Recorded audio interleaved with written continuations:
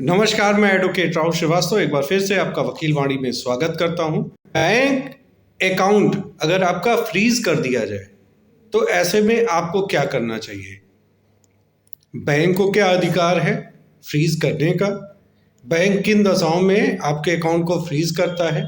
Freeze हो जाने के बाद आपका क्या क्या दायित्व है? आपको कैसे अपने अकाउंट के बारे में डिटेल पता करना चाहिए और उसको अनफ्रीज कराने के लिए क्या क्या करना चाहिए, आइए हम इस वीडियो में आपको समझाते हैं। सबसे पहले, अगर आपका कोई बैंक खाता फ्रीज कर देता है बैंक, आजकल बहुत सारे साइबर फ्रॉड चल रहे हैं।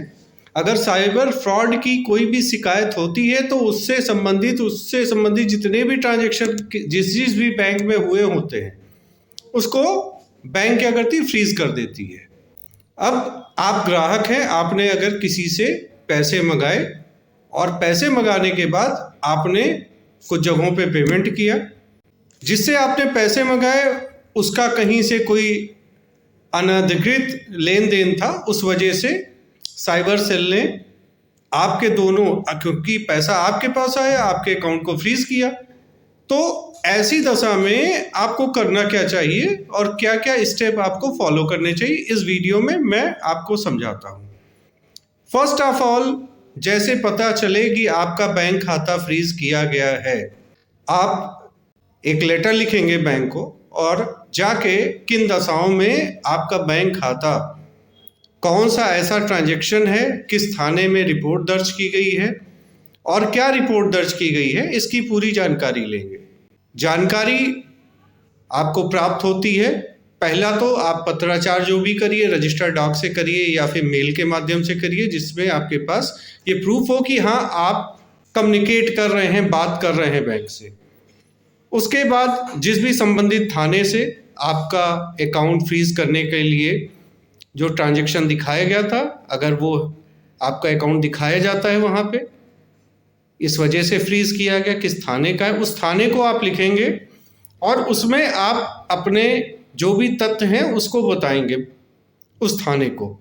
वो थाना अगर कुछ इनिशिएट नहीं करता है तो आप वहाँ के डीआईजी को लिखेंगे, साइबर सेल के डीआईजी को लिखेंगे, उनको इन्फॉर्म करेंगे, अपने सारे करेस्पॉन्डेंस करेंगे कि साहब मैंने तो ये तीसरे आदमी से पैसा मंगाया था, और जो भी तथ्य हैं आप कोई चीज़ उसमें बिना छुपाए आप उसको मेंशन करेंगे।